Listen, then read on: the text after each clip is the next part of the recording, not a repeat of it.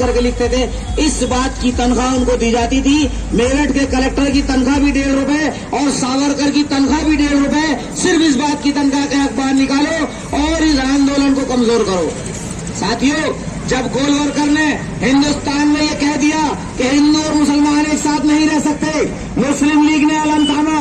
मुस्लिम league की सोच ने झंडा बुलंद किया और ये रहनुमाई शुरू की कि इस मुल्क में हिंदू मुसलमान एक साथ किस तरह से रहें। हिंदुस्तान के जब जंग आजादी के बाद मुल्क आजाद हो गया, जब इस देश का संविधान लिखा जाने लगा, मुस्लिम लीग ने अपने रोल को बड़ा किया। जब इस मुल्क में लोगों ने नफरतें फैलाने का काम किया, हिंदू मुसलमानों को, क्रांतिकारियों को बांटने और उनके बीच में नफरतें फैलाने का काम किया, मुस्लिम लीग ने हिंदुस्तान को जोड़ने का काम शुरू किया और उस मुहिम में हिंदुस्तान से, बंगाल से अपने सांसद को इस्तीफा दिला करके बाबा साहब डॉक्टर भीमराव अम्बेडकर को सांसद में भेजा और मद्रास के सांसद वी पोकर साहब को सांसद में भेजा और संसद भेज करके ये तय किया कि हिंदुस्तान में हिंदू मुसलमान एक साथ रहेंगे, सिख ईसाई एक साथ रहेंगे।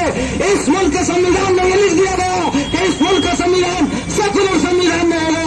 जब ये लग रहा था कि अंग्रेजों के दलाल, अंग्रेजों के चमचे इस मुल्क के संविधान को सांप्रदायिक संविधान बनाना चाहते हैं, अपनी ताकत बढ़ाना चाहते हैं, अंग्रेजों के हिसाब से इस देश को चलाना चाहते हैं, मुस्लिम लीग ने हिंदुस्तान को जोड़ने की मुहिम को शुरू किया, हिंदुस्तान के संविधान को सेकुलर संविधान में दिया। और आज मैं आप लोगों को बताना चाहता हूं, भारत के संविधान बनाने में 5 लोगों की कमेटी थी, जिसे संविधान की कमेटी कहा जाता है। उसके चेयरमैन बाबा साहब डॉक्टर भीमराव अम्बेडकर मुस्लिम लीग के सांसद थे।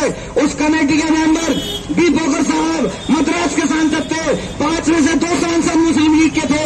और फिर उन लोगों ने बैठ करके मुस्लिम लीग हाईकमान ने बाबा साहब को समझाया कि आखिर कैसे दलित महफूज रहेंगे, आखिर कैसे मुसलमान महफूज रहेंगे, इस देश का संविधान आखिर किस तरीके से सेकुलर संविधान बनेगा, बताया, समझाया गया, उनको नोट कराया गया, उनको पढ़ाया गया, उनको लिखवाया गया।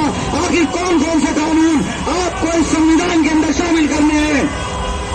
तमाम संविधानों को, जो मुल्क की आजादी में मजहब की आजादी, खाने की आजादी, पढ़ाई की आजादी, रहने की आजादी, रोजगार की आजादी, तमाम तरह की आजादियों का जिक्र जब इस देश के संविधान में किया गया, मुस्लिम लीग इस बात की जबानी है कि इस देश के संविधान को सेकुलर बना दिया जाए।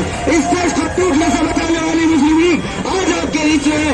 आप लोगों से अपील करते हैं, इस देश का संविधान लिखने वाली मुस्लिम लीग के आप इसके बैनर पर आइए, मुस्लिम लीग ज्वाइन कीजिए, देश को दोबारा से सेकुलर बना के खड़ा करने के लिए मुस्लिम लीग के साथ कीजिए, मुस्लिम लीग को ज्वाइन कीजिए। इसी के बाद मैं अपनी बात खत्म करूंगा। अस्सलाम वालेकुम। अभी आपने हमारे जिला जनरल